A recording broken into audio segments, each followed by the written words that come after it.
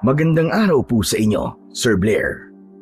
Lalong-lalo na po sa mga giliw ninyong tagapakinig at taga-suporta sa inyong mga YouTube channel na The Voice Addict at mga kwento ni Apong Isaac. Ang kwentong aking ibabahagi ay naganap taong 1951. Isa po akong albularyong tumutulong sa mga taong mahihirap.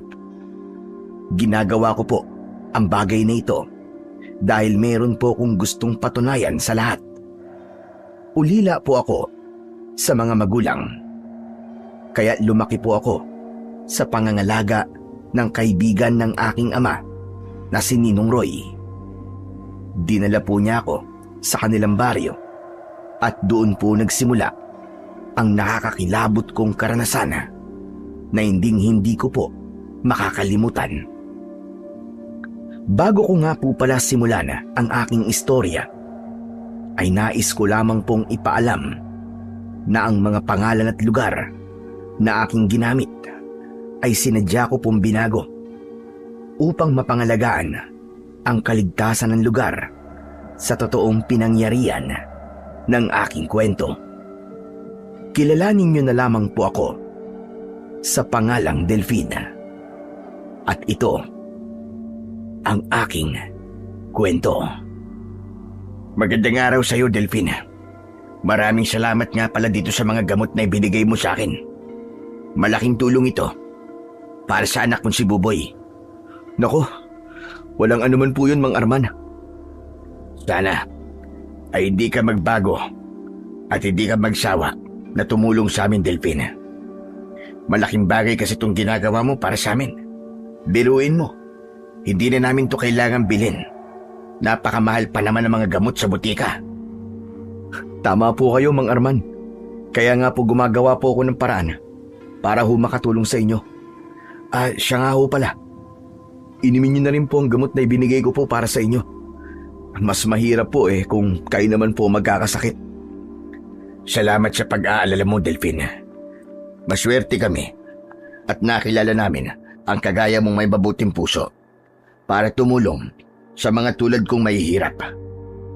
Magaan po kasi sa pakiramdam kapag nakakatulong po sa ibang tao. O siya, sige na po. Kapag nagkulang po ang gamot nyo, magsabi lang po kayo sa akin. Marami pa po rito.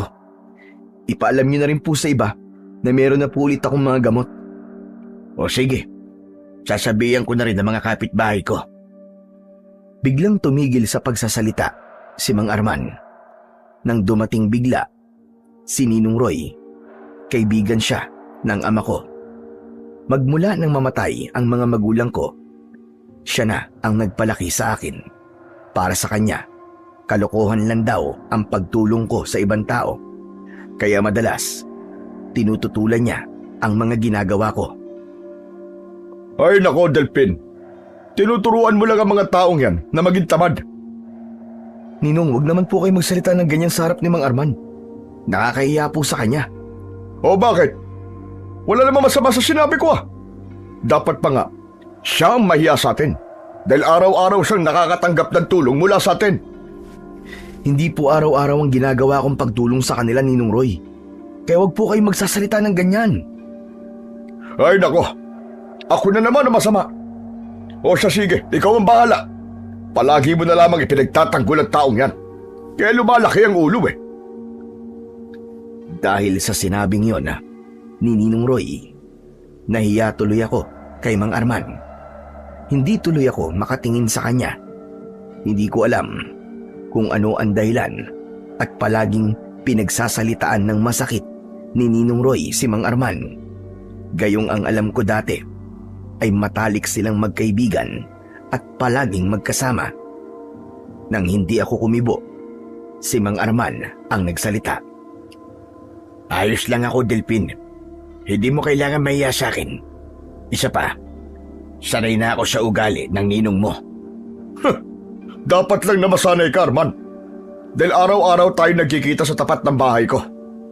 Kaya alam mo na rin kung ano ang ugali ko. Hindi ko sinasabing masamang humingi ng tulong sa iba. Pero kapag araw-araw na, aba, ibang usapan na yon. Ninong Roy, pwede ba?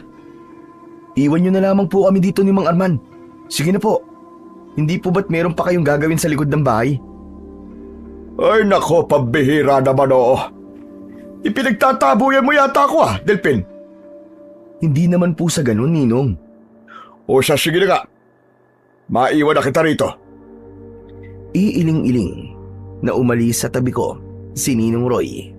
Pagkatapos, sinulyapan ko si Mang Arman. Mang Arman, pasensya na po talaga kayo sa mga sinabi ng ninong ko Magmula po kasi nang mamatay ang kanyang asawa at anak, nagkaganyan na po siya. Ewan ko ba? Huwag mo kong alalahanin, Delphin. Ayos lang ako. Ako nga dapat na humingi ng pasensya sa iyo dahil sa tulong na ginagawa mo para sa anak ko.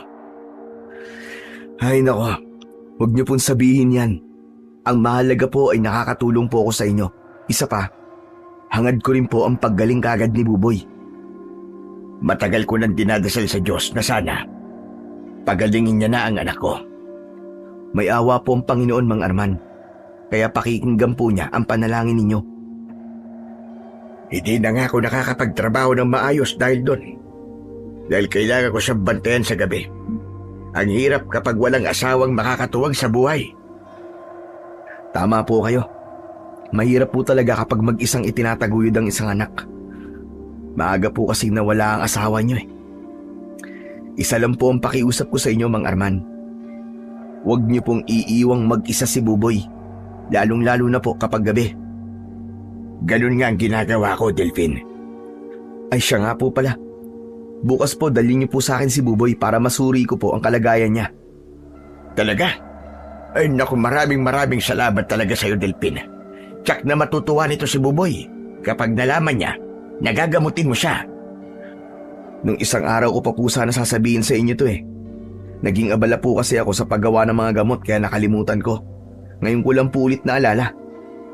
Mabuti pala't pumunta ako rito, Hayaan mo, at bukas na bukas din, ay dadaling ko rito si Buboy. Sige po, basta hihintayin ko po kayo bukas. Matamis na ngiti ang gumuhit sa labi ni Mang Arman nang marinig niya ang sinabi ko. Alam kong nahihiya lang siyang magsabi sa akin na gamutin ko ang anak niya, kaya inunahan ko na siya. Maya-maya pa ay nagpaalam ito para umuwi sa kanila. Dala ang mga gamot na ibinigay ko sa kanya. Karamihan sa sangkap ng mga gamot ko ay ang katas ng pinagsamang dahon ng sambong at oregano. Natutunan ko ang lahat ng mga yon sa namatay kong Lolo Lando. Isa rin siyang mahusay na albularyo nung kapanahunan nito. Napabuntong hininga ko nang maalala ko ang tungkol sa matanda. Saka ko ipinagpatuloy ang pamimigay ng mga gamot sa ibang mga taong naroroon. Buong maghapon akong namigay ng mga gamot. Hindi naman maitago ang tuwa sa mukha nila nang tanggapin nila ang tulong ko. Dahil daw sa libreng gamot, nababawasan daw ang pagdami ng mga taong nagkakasakit.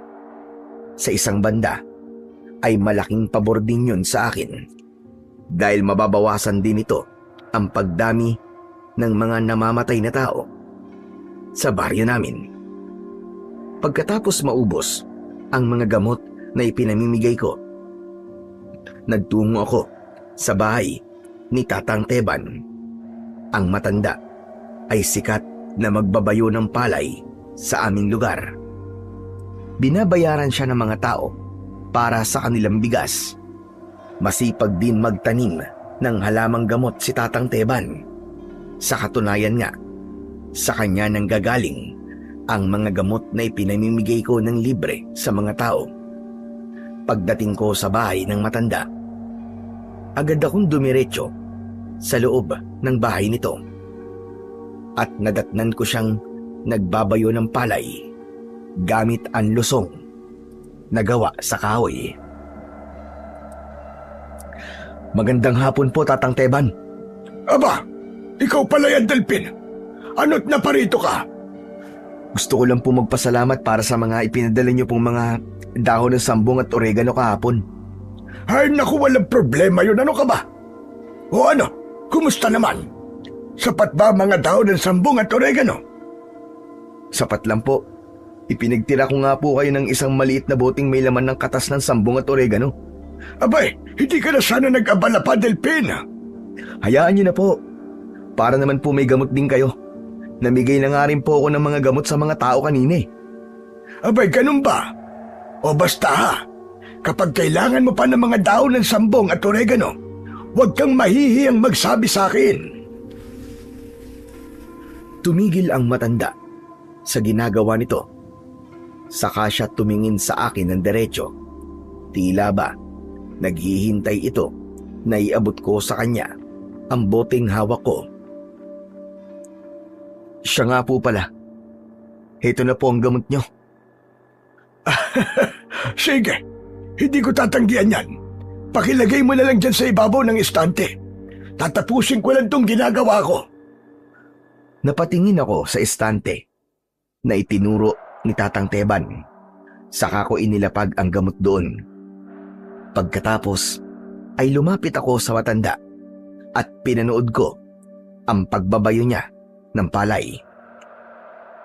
Tatang Teban, tanong lang ho, gano'n na po kayo katagal na nagbabayo ng palay? Kung hindi ako nagkakamali, siguro ay nasa 4 na dekada na. Kaya po pala. Sanay na po kayo sa pagdidikdik ng palay eh. Hindi po ba kayo nahihirapan? Hindi naman ako nahihirapan. Sanayan lang ang trabahong to. Mahirap kapag tumigil ako sa trabaho. Baka yung maging dahilan ng panghihina ng katawan ko. Tatang Teban, wala na po ba kayong pamilya? Wala na akong pamilya, Delphin. Iniwan ako ng una kong asawa. May anak ako sa kanya, isang lalaki. Pero nabalitaan ko nagpakamatay ito dahil niloko raw ng asawa. Nag-asawa po ba kayo ulit? Oo, pero maaga namatay ang pangalawa kong asawa. Hindi kami nabigyan ng anak. Kaya heto, mag-isa lang ako sa buhay. Siya nga pala maiba tayo ng usapan.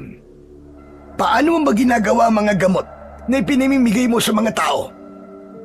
Yun po ba? Madali lang po ang paggawa ng gamot, Tatang Teban. Dinidikdik ko po ang mga dahon ng sambong at oregano. Pagkatapos po, pipigain ko po sa mali sa tela. Saka kukunin ang katas nito. Kapag nailagay na po sa malinis na garapon ng mga katas, pahamugan ko po at paseserinuhan ko naman po sa labas ng bahay. 3 araw lang po ang palilipasin. Pwede na po itong inumin. Aba, madali lang palang paggawa ng gamot.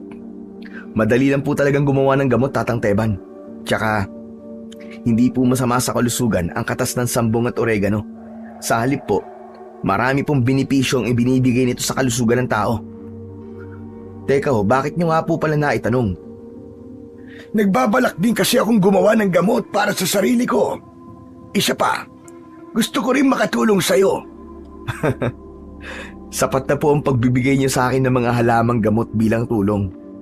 Malaking tulong na po yung para sa akin, kaya ayos lang po. Hindi niyo na po kailangan mahiya sa akin. Ako nga po ang dapat na mahiya sa inyo eh. Dahil palagi niyo po akong binibigyan ng mga halamang gamot.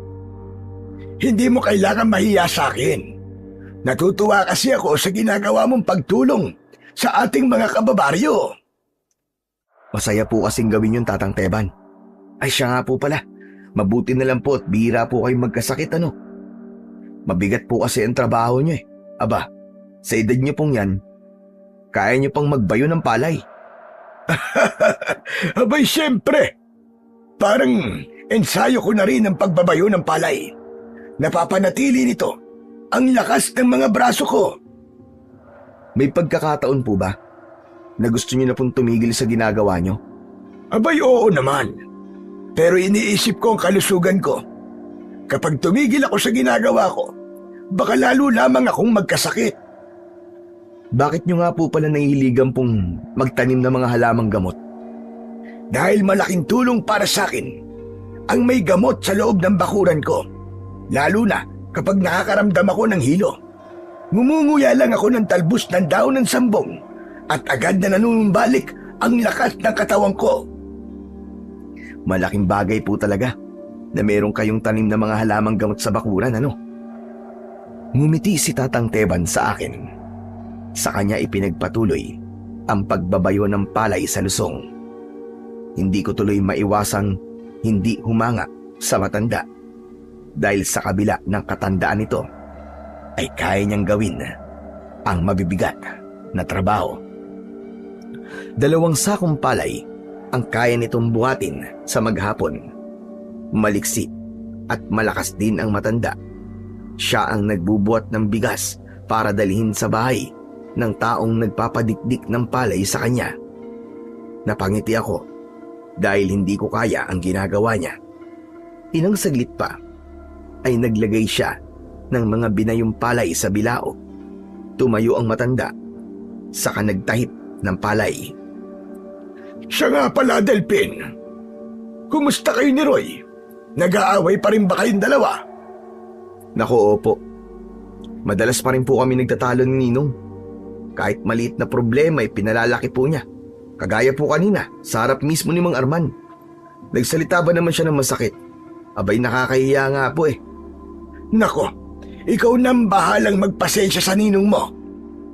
Ganun na nga po ang ginagawa ko, kaya lang nakakagulat kapag minsan bigla na lang pong nagtataas ng boses at walang pinipiling lugar. Ay nako, ang laki na talaga ng ipinagbago ni Roy. Mabait naman siya dati.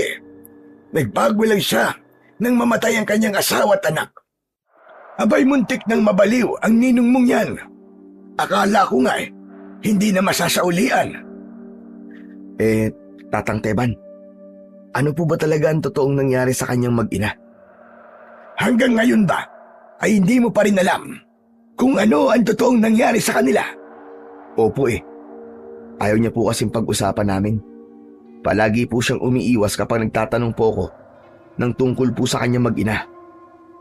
Ganito kasi ang kwentong yon. Lasinggero kasi si Roy dati. Madalas siyang inaabot ng madaling araw sa pakikipag-inuman niya sa kanyang mga kaibigan. Kahit malapit ng mga anak si Tere, iniiwan niya pa rin ito para sa alak. Isang gabi, umuwi siya ng lasing. Nadatnan niya ang kanyang asawa. Patay na at nakaandusay sa sahig ng kanilang kwarto. Hala, hindi ko po alam na gano'n na nangyari kay Ninang Tere. Bakit po ba siya namatay? Ang sabi, may sakit daw sa puso si Tere. Kaya nang inabot siya ng panganganak, bigla siyang inatake sa puso. Saktong paglabas ng bata, namatay rin ito. Dahil nakakain na raw ito ng dumi habang nasa loob pa lang ng sinapupunan ng kanyang ina. Kung may tumulong sana sa mag-ina, baka raw nailigtas sila at buhay pa ang mga ito. Nabigla ako sa mga nalaman ko ng oras na yon. Nakaramdam ako ng awa para kay Ninang Tere at sa anak nito. Napabuntong hininga naman si Tatang Teban. Sa kanya ipinagpatuloy ang pagkikwento. Nagwala noon si Roy. Hindi niya matanggap ang nangyari sa asawa at anak niya. Sinisi niya ang kanyang sarili. Tapos nagalit din siya sa mga kapitbahay niya dahil wala man lang daw tumulong sa kanyang asawa. Ano po nangyari pagkatapos nun? Inimbestigahan ng mga pulis si Roy dahil may napansin silang sugat sa leeg ng mga bangkay. Ho? Ano pong klaseng sugat? May butas sa leeg. Ang mga bangkay. Natuyo kasi ang katawan ng mag-ina. Para bang sinipsip ang kanilang dugo. Ano po? Ito nga hinala ng mga tao. Aswang daw ang may gawa nun sa kanila. Dati na kasing may aswang na sumalakay sa baryo natin. Hindi ba't hindi kinikilala ng batasan tungkol sa mga aswang? Kaya si Roy ang pinaghinalaan ng mga pulis na pumatay sa kanyang mag-ina. Naku, hindi po magagawa ni Ninong Roy yun. Sigurado po ako ron. Tama ka. Kaya nga marami ang tumistigo para sa kanya. Yung mga taong nakainuman ni Roy, sila ang nagpatunay sa mga pulis na kasama nila ito nang gabing mamatay ang kanyang asawa at anak. Kaya yon, sinarado ng kaso nang hindi nalalaman kung sino ang totoong pumatay sa kanyang mag-ina. Magmula noon, alam na ng mga tao na merong aswang sa baryo natin. Kaya si Kapitan Nolasco, gabi-gabi siyang nagroronda sa baryo natin. Lingid sa kaalaman ng lahat, alam ko rin ang tungkol sa lahat ng uri ng mga aswang, maliban sa aswang na anduduno. Bago lamang siya sa pandinig ko, kaya hindi pamilyar sa akin ang kakayahan nito. Hindi lang talaga ako makapaniwalang biktima ng aswang ang mag-ina ni Ninong Roy. Kaya siguro, ayaw na nitong pag-usapan pa ang tungkol sa kanyang asawa at anak. Siya nga po pala, Tatang Teban. Ano po bang pinagbatayan ng mga tao para masabi nilang aswang nga ang pumatay sa mag-ina ni Ninong Roy? Pinagbatayan ng mga tao ang sugat ng mag-ina sa kanilang leeg, para bang gawain ng matulis na dila ng aswang na anduduno. Ang anduduno lang ang may gawa ng ganong klaseng paraan ng pagpatay. Ang aswang na anduduno ay isang nilalang na kumakain ng taong namatay sa sakit. Binabantayan niya sa gabi ang bahay ng bibiktimahin niya. Malakas ang pang-amoy nito. Alam niya kapag may sakit ang isang tao at malapit ng mamatay. Sa oras na marinig niya ang sariling kamatayan at iyak ng pamilya nito mula sa loob ng bahay ng kanyang bibiktimahin, saka siya aatake. Sisipsipin niya ang dugo nito gamit ang matulis niyang dila. Habang nagkikwento si Tatang Teban, nakuyom ko ang mga kamao ko. Tila ba ako ang nasaktan sa pagkawala ng mag-ina ni Ninong Roy. Hindi ko alam na ganun pala kabigat ang pinagdadaan ng hirap ng ninong ko. Saka ko lang siya naunawaan kung bakit ganun na lamang ang galit niya sa mga taong tinutulungan ko.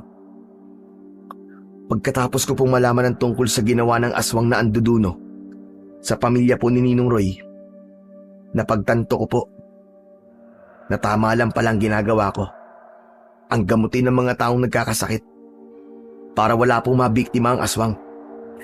Nagkakamali ka, Delpin.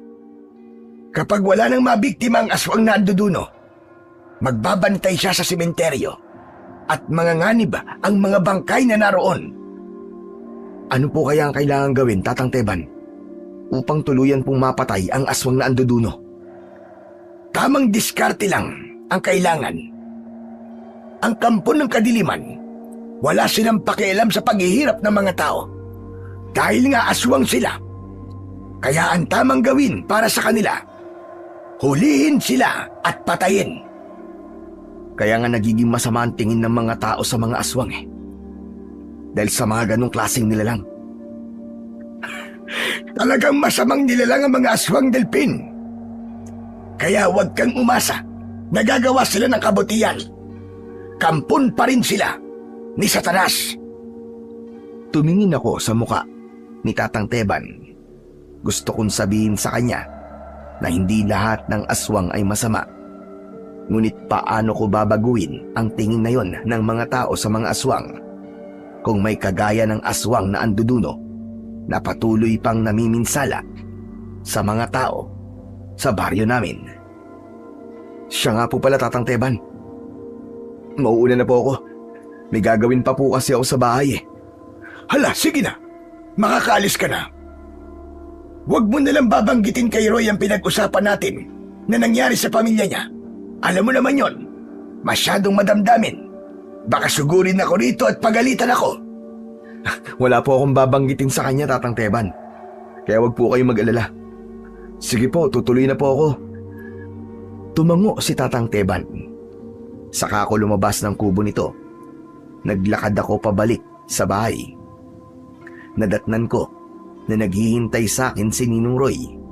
Nakatayo siya sa labas ng balkonahe. Sakto paglapit ko, ay agad siyang nagsalita. Saan ka ba galing, ha, Delpin? Sa bahay lang po ni Tatang Teban. Bakit po, Nong?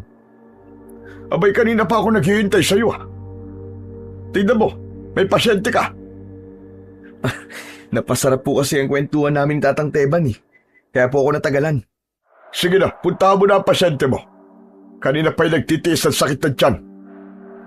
Nang marinig ko ang sinabi ni Ninong Roy, agad akong pumasok sa loob ng bahay. Nadatnan ko ang isang dalagitang nakasandal sa balikat ng matandang babae. Kilala ko ang matanda. Siya si Lola Viring, ang tindera ng gulay sa palengke sa bayan. Lumapit ako sa kanila. Napansin ko ang maputlang muka ng dalagita habang yakap nito ang sariling tiyan. Ano po ang kinain niya, Lola Viring? Bakit po biglang sumakit po ang tiyan niya? Sumagot si Lola Viring sa tanong ko at sinabi niyang hindi niya alam kung ano ang kinain ng kanyang apo na si Linda. Hindi raw niya alam kung ano ang dahilan at biglang sumakit ang tiyan nito. Hindi ko naman makausap ng maayos si Linda dahil sa iniinda nitong karamdaman. Madalas daw yun nangyayari, lalo na kapag sumasapit ang gabi. Idinagdag pa ng matanda na baka raw namana ni Linda ang sakit ng ina nito na tumor sa tiyan. Hindi naman po yun namamana, Lola Biring eh. Sadyang may nakain lang yata si Linda na hindi tanggap ng kanyang sikmura. Akin na po ang kamay niya at pupulsuan ko po muna siya bago ko siya bibigyan ng gamot. Inalalayan ni Lola Biring ang apo niya. Naiabot sa akin ang kamay nito.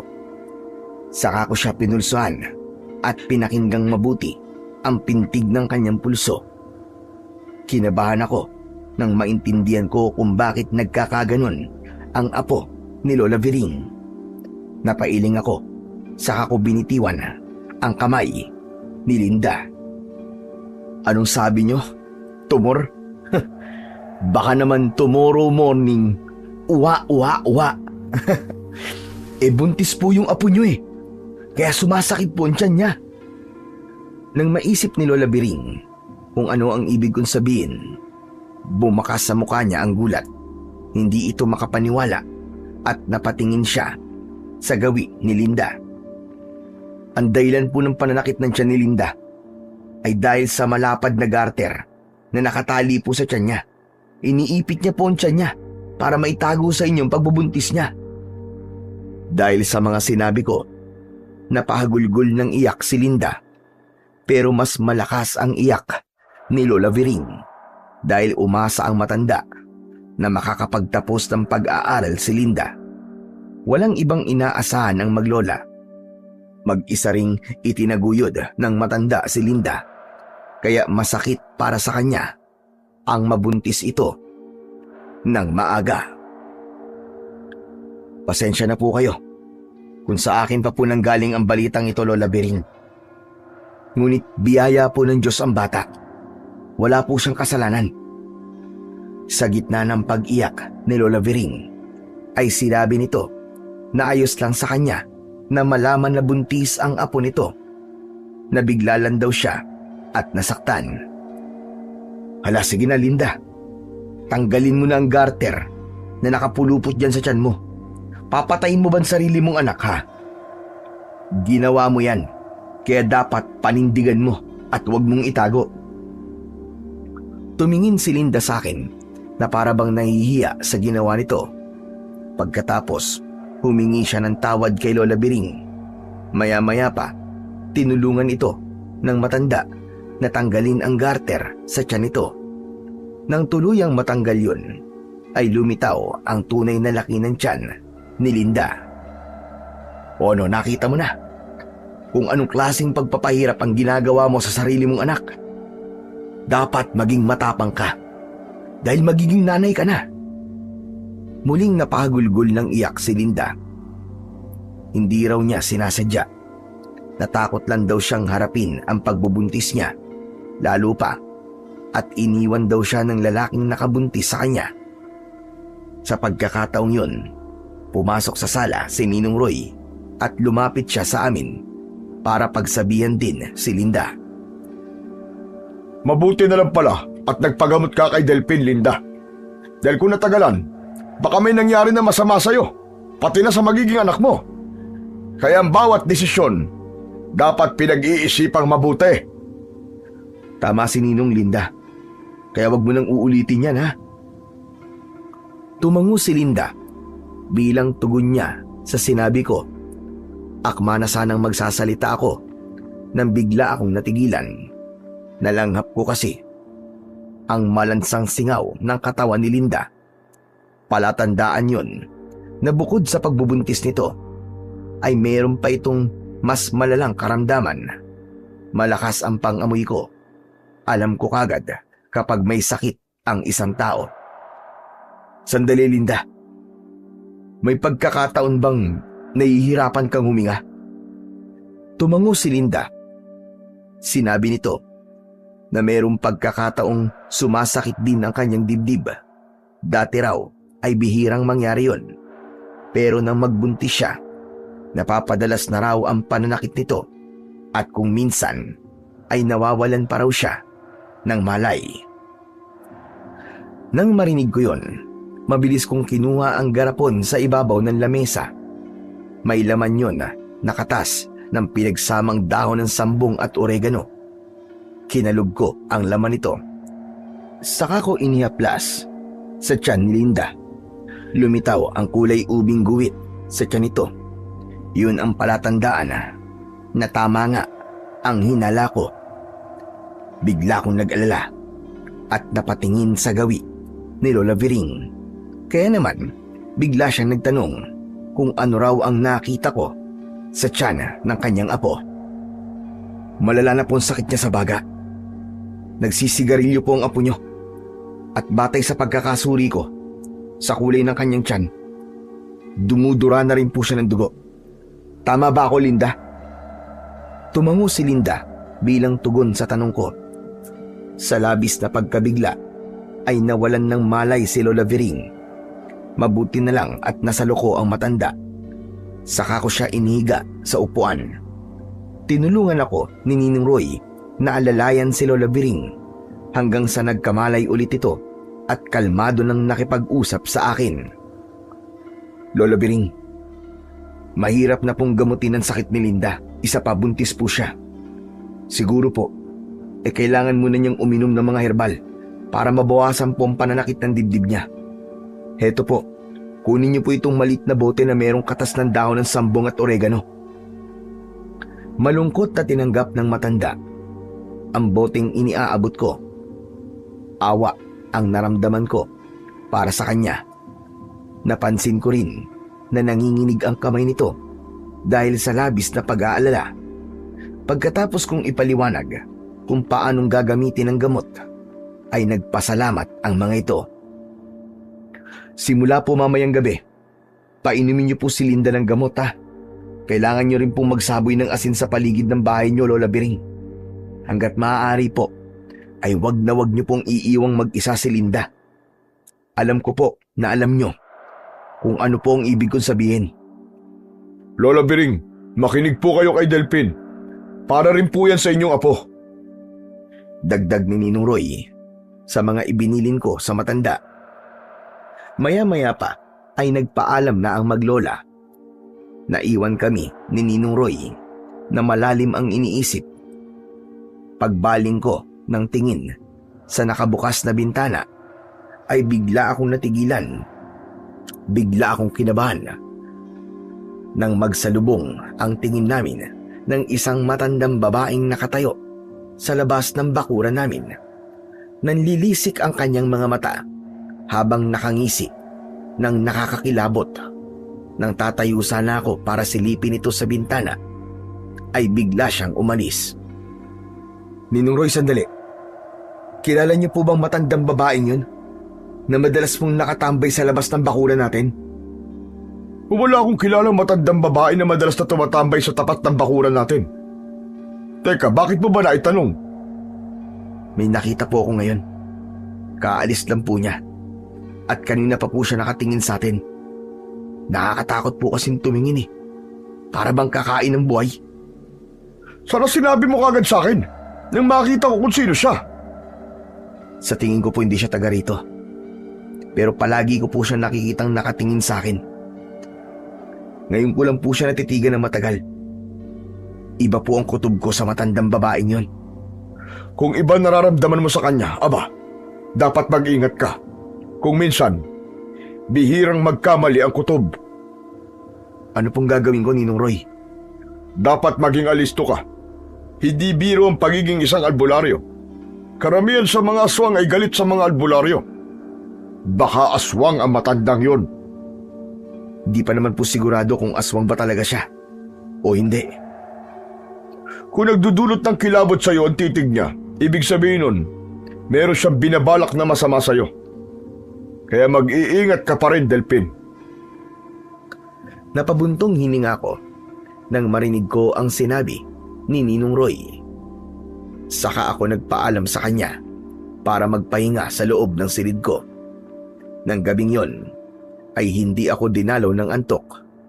Hindi mawala sa isip ko ang matandang babaeng nakita ko kanina.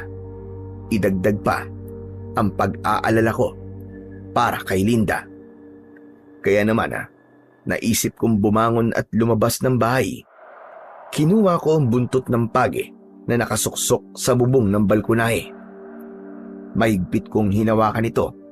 Saka ako umalis at tinaak ang daan papunta sa bahay ni Linda at Lola Biring.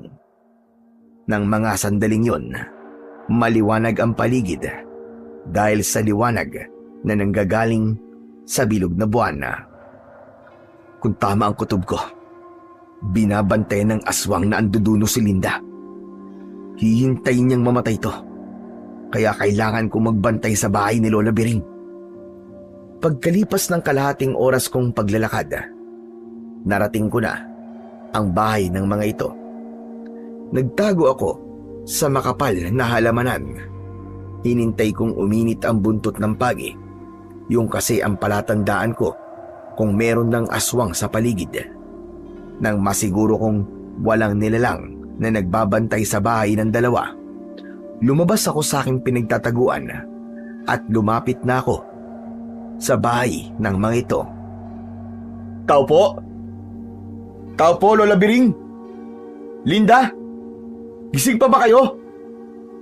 Ilang segundo ko naghintay sa tapat ng pintuan ng mga ito. Saka ko narinig ang mahinang yabag ng mga paa ni Lola Biring. Pagbukas niya ng pinto ay gulat na gulat ito. Tinanong niya ako kung ano raw ang ginagawa ko sa tapat ng bahay nila. Nag-aalala po kasi ako sa inyo eh. Baka hindi niyo po kayanin ang pagbabantay kay Linda. Napaiyak si Lola Biring at bigla niya akong hinawakan sa braso. Sabi niya na inaapoy raw ng lagnat si Linda. Ayaw rin daw nitong inumin ang gamot na ibinigay ko sa kanya. Kaya naman, tamang-tama lang daw ang pagpunta ko sa bahay nila dahil kailangan daw niya ang tulong ko. Mabilis akong pumasok sa loob. Dumiretso ko sa silid ni Linda. Bumungad sa paningin ko ang nanginginig na katawan nito habang nakabalot ito sa kumot. Pinagpapawisan din ito ng malapot. Tuluyang lumitaw ang mga sintomas ng isang taong may malubhang sakit sa baga. Kaya naman, agad ko siyang nilapitan at hinawakan ang kamay niya. Lola Biring, kumuha po kayo ng palangganang may maligamgam na tubig. Kailangan mapunasan po ang buong katawan ni Linda. Mabilis na sumunod sa utos ko si Lola Biring. Nang mawala siya sa paningin ko, saka ko lang dinukot ang maliit na bote sa bulsa ko. Meron itong laman na langis na nagtataglay ng malakas na orasyon. Tinitigan ko ang hawak kong buntot ng pagi. Binuhusan ko ito dahil umaasa akong magagamit ko ito laban sa aswang na anduduno. Ayon sa matatandang paniniwala, ang buntot ng pagi ay mabisang pangontra at panlaban sa mga aswang. Sa oras daw na tamaan ng buntot ng pagi ang katawan ng halimaw, mag-iiwan daw yun ng malalalim na sugat at hindi raw nito mapapagaling ang sarili. Ngunit may kahinaan din ang buntot ng pagi. Hindi raw ito tumatalab sa aswang na hindi kumakain ng karne ng tao. Hindi rin daw nito kinikilala ang aswang sa oras na nasaan yung tao ito. Ilang beses ko nang napatunayan ang bagay na yon. Maya-maya pa ay biglang pumasok sa loob ng silid si Lola Biring. Dala ang palanggana. Kinuha ko yun at inilapag sa katre. Sinimulan kong punasan ang katawan ni Linda habang nasa tabi niya ang buntot ng pagi. Pero biglang tumirik ang kanyang mga mata. Kaya agad ko siyang hinilot sa braso upang bumaba ang kanyang lagnat. Diniinan ko rin ng daliri ang kanyang sikmura upang mawala ang pagtitirik ng kanyang mga mata. Habang si Lola Biring ay umiiyak na nakaalalay sa kanyang apo. Ngunit humugot ng malalim na hininga si Linda at sa pagbagsak ng kanyang kamay sa saig ng katre, napasigaw ng malakas si Lola Biring. Tinawag niya ang pangalan nito, ngunit hindi na ito gumagalaw. Lola Biring, wala na. Patay na po si Linda. Hindi ko po siya nailigtas. Patawarin niyo ako.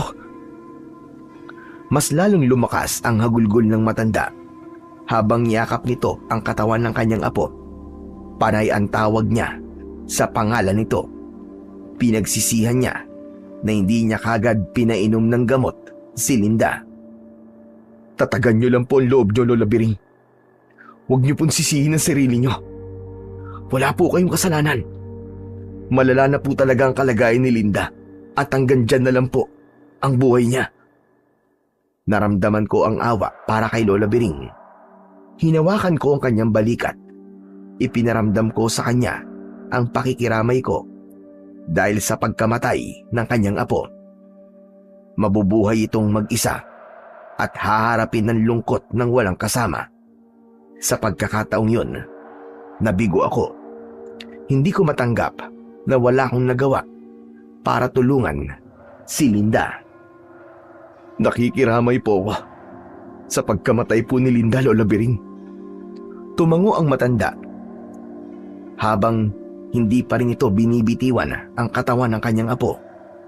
Nang magpasalamat siya sa akin, ay lumabas akong sandali sa bahay upang sumagap ng hangin. Ngunit bigla kong napalinga sa paligid nang maramdaman kong tila may nakatingin sa akin. Kasunod ng pagbabago ng simoy ng hangin, amoy na bubulok na laman ng tao. Aswang! May aswang sa paligid! Mabilis akong tumakbo papasok sa loob ng bahay ni Lola Biring. Kinuha ko ang buntot ng page sa tabi ni Linda. Saka ako bumalik sa labas at nagmatsyag sa paligid. Naramdaman ko na biglang kumulo ang bote ng langis mula sa loob ng bulsa ko. Kaya naman, pumunta ako sa gitna ng bakuran. Itinutok ko sa kawalan ang buntot ng pagi. Nahirapan akong pakiramdaman ang kilos ng aswang dahil mas nangingibabaw ang iyak ni Lola Biring. May aswang anduduno sa paligid. Kailangan maging alerto ko. Matyaga akong nagbantay sa labas ng bahay, pero walang aswang na nagpakita sa akin. Nilibot ko rin ang paligid ng bahay ng matanda, ngunit wala akong nakita. Pagkalipas ng 2 oras, ay pumasok ulit ako sa bahay ni Lola Biring para naman magbantay sa katawan ni Linda. Nadatnan kong nakatulog na ang matanda sa tabi ng kanyang apo. Kaya ginising ko siya. Lola Biring, puntahan niyo po si Kapitan Nolasco para ipaalam ang nangyari po sa apo niyong si Linda. Tumango si Lola Biring. Saka siya tumayo sa bangko. Tinignan muna nito ang kanyang apo, pero nagulat ako sa malakas na sigaw ng matanda. Itinuro niya ang butas na leeg ng kanyang apo. Nakita ko ang manipis na dila ng aswang na anduduno habang nakatusok yon sa leeg ni Linda. Napatingala ako sa bubong. Nagkasalubong ang tingin namin ng aswang na anduduno. Mabilis nitong binawi ang kanyang dila, pero maagap kong nahawakan yon Pinalo ko kagad yun ng buntot ng pagi. Umatungal ito dahil sa labis na sakit. Nahulog siya sa lupa mula sa ibabaw ng bubong. Lola Bering! Dito lang po kayo! Huwag po kayong lalabas kahit anong mangyari. Titignan ko lang po ang aswang na anduduno sa labas. Hindi ko na hinintay na sumagot ang matanda. Mabilis akong lumabas ng bahay para tignan ang aswang. Ngunit wala na ito sa lugar kung saan ito bumagsak. Pero nakita ko ang ilang patak ng dugo sa lupa. Nasugatan ko siya sa dila. Hindi niya mapapagaling ang sugat niya. Madali ko na lang siyang matutunton. Kailangan ko siyang mahanap. Humanda ka sa aking aswang ka. Magbabayad ka sa ginawa mo kay Linda. Nang mapansin kong may tumakbong anino papasok sa kakahuyan, tumakbo ako ng mabilis para sundan ito. Malinaw ang mga mata ko sa dilim at malakas din ang pang-amoy ko. Kaya natitiyak kong aswang na anduduno ang nakita ko. Yun nga lang, naisahan ako ng aswang. Nasipsip niya na ang dugo ni Linda nang hindi ko namamalayan. Maya-maya pa ay narating ko ang gitna ng kakahuyan. Ngunit wala na akong maramdamang presensya ng aswang. Hindi na rin nag-iinit ang hawak kong buntot ng pagi. Nasaan na kaya ang hayop na yon? Saan siya nagpunta? Hinalubhog ko ang bawat sulok ng kagubatan. Hinanap ko ang aswang na anduduno hanggang sa nakarating ako sa bahay. Sakto na may nakita akong taong pumasok sa loob ng kusina. Kinabahan ako. Pakiramdam ko, hindi na ako humihinga ng sandaling yon. Maingat kong binuksan ang pinto. Saka ako pumasok sa loob ng kusina at tumambad sa akin ang nakatayong si Ninong Roy. Nagulat ito nang makita ko. Hawak nito ang basong may lamang tubig. Delphin, saan ka na galing? Tsaka bakit may hawak ang buntot ng pagi? Nanggaling po ako sa bahay ni Lola Bering. Dinala ko po itong buntot ng pagi para sa proteksyon ko, Ninong Roy. Ninong, wala na si Linda. Patay na po siya. Ano? Aba, kanina lang ay buhay pa siya. Teka, bakit ka nagpunta sa bahay ni Lola Bering? Akala ko ba natutulog ka na? Hindi po ako dinalaw ng antok Kaya naisip ko pong pumunta sa bahay ni Lola Bering. Ang kaso, hindi ko po akalain na mamamatay na po si Linda. Ay nako, kawawa naman. Napakabata niya pa para mamatay. Kawawa nga po nangyari kay Linda. Pagkatapos, akalain nyo, biniktima pa po siya ng aswang na anduduno. Biglang nabitiwan ni Ninong Roy ang hawak niyang baso. Saka siya nag-aalalang napatingin sa akin. Napansin ko ang panginginig ng kanyang kamay. Tila ba, bigla siyang natakot. Bakit, Ninong? Para bang nagulat kayo sa sinabi ko? Ha? Hindi ako nagulat. Dati ko nang alaman tungkol sa aswang na anduduno. May naalala lamang ako. Kaya ako nabitiwan ng baso.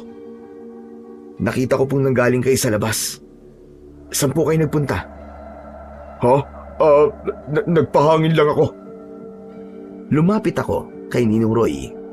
Dinampot ko sa saig ang nabitiwan niyang baso. Kahit wala akong maramdamang mabigat na enerhiya mula sa kanya.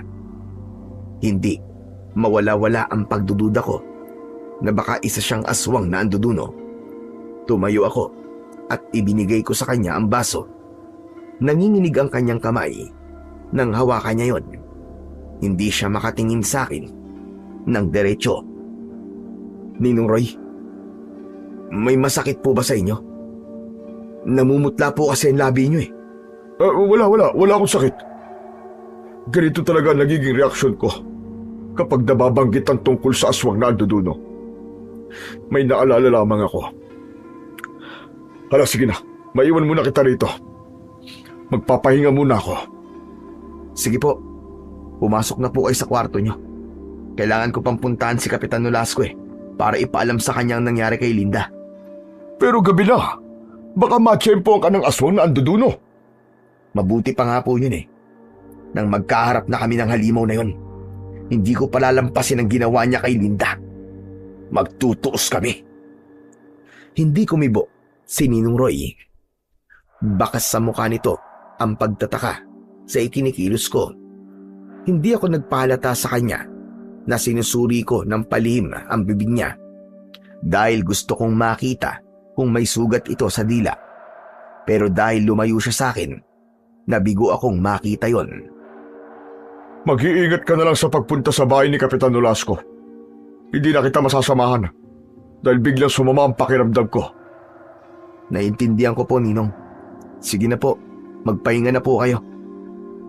Tumalikod sa akin si Ninong Roy at pumasok siya sa loob ng kanyang silid. Naiwan akong natitigilan habang nakatitig sa hawak kong buntot ng pagi. Mahirap matukoy kung aswang si Ninong Roy dahil hindi nagkakaroon ng reaksyon ang buntot ng pagi kapag nasa anyong tao ang aswang. Isang malalim na buntong hininga ang pinakawalan ko. Nanatili akong nakatayo sa loob ng kusina habang pinag-iisipan ko kung paano ko mauhuli sa akto si Ninong Roy. Pagkalipas ng 5 minuto, nagpasya na akong lumabas ng bahay. Dala ko ang buntot ng pagi nang maglakad ako papunta sa bahay ni Kapitan Nolasco. Pagkalipas ng 10 minutong paglalakad, narating ko ang bahay nito.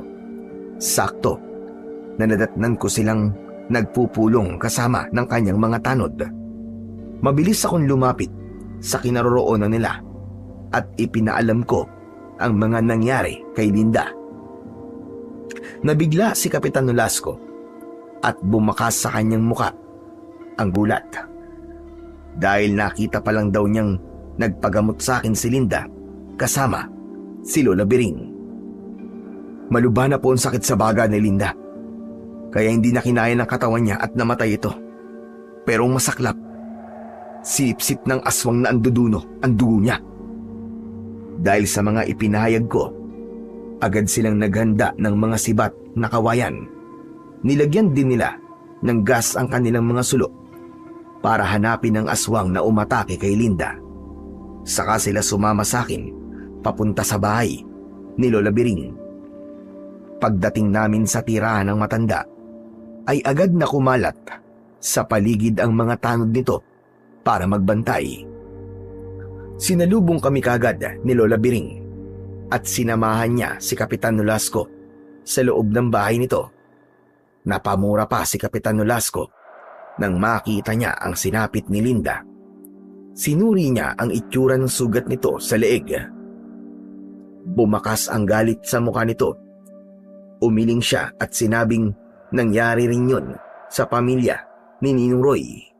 Yun daw ang palatandaan na nagsisimula na naman daw ang aswang sa paghahasik ng lagim. Nagkagulo ang mga tanod dahil sa takot. Dahil doon ay mas lalong pinaigting ni Kapitan Nolasco ang pagbabantay sa gabi, lalo na sa bahay ng mga taong may sakit. Nang dahil sa mga nangyari, nakiusap sa akin si Kapitan Nolasco na gamutin ko raw ang mga taong may iniindang karamdaman upang maiwasan ang ganong klaseng pangyayari. Sige po, makakaasa po kayo, Kapitan. Gagawin ko po ang lahat para mapigilan po ang pagkakaroon ng sakit ng mga tao. Nagpasalamat sa akin si Kapitan Nolasco. Sa kanya inasikaso ang pagpapalibing kay Linda. Nagtulong-tulong ang mga tao para alalayan si Lola Biring. Nang makarating kay Tatang Teban ang nangyari sa apo ni Lola Biring, ay nagatid din ito ng tulong para sa matanda. Si Mang Arman naman ang nagbigay ng pagkain para sa mga taong nakikipaglamay, habang si Ninong Roy naman ang nag-asikaso sa paglilibingan ni Linda. Kahit papano, nakaraos si Lola Biring sa tulong ng mga tao. Pagkalipas ng 1 linggo, ay naging abala ko sa panggagamot at nakalimutan ko ang tungkol sa pagdududa ko kay Ninong Roy dahil kumalat sa aming baryo ang tungkol sa aswang na anduduno. Dumagsa ang mga pasyente na nagpapagamot sa akin. Nag-aalala sila na baka mabiktima rin sila ng mga aswang. Pinakahuling ginamot ko ng gabing yon ay si Buboy. Maputla na ito at hirap ng lumunok ng tubig. Ayon sa bata, ay nasugat na raw ang lalamunan niya dahil sa madalas niyang pag-ubo. Pagkatapos kong pulsuhan si Buboy, ay nagtanong si Mang Arman. Delphin, kumusta ang anak ko? Base po sa pagkakasuri ko po sa anak niyo, Mang Arman, hindi na po tinatanggap ng katawan niyang gamot. Isinusukan na po niya. Diyos ko, may iba pa bang paraan para gumaling ang anak ko? Meron po. Kailangan niya na pong magpakonsulta sa doktor. May pamumuong dugo po sa loob ng kanyang baga. Madali kong nalalaman ang kalagayan ng pasyente ko, batay sa tibok ng kanyang pulso, pati sa singaw ng kanyang katawan. Sa oras na malagyan ko ng langis ang tiyan nito, lumilitaw roon ang mga palatandaan ko. Kaya nasabi ko kay Mang Arman ang bagay na yon. Gusto ko mang pagalingin si Buboy, ngunit huli na. Yun lang ang abot ng aking kakayahan. Pero ipinainom ko pa rin sa kanya ang pinagsamang katas ng dahon ng sambong at oregano para mabawasan ang paghihirap ng batang si Buboy.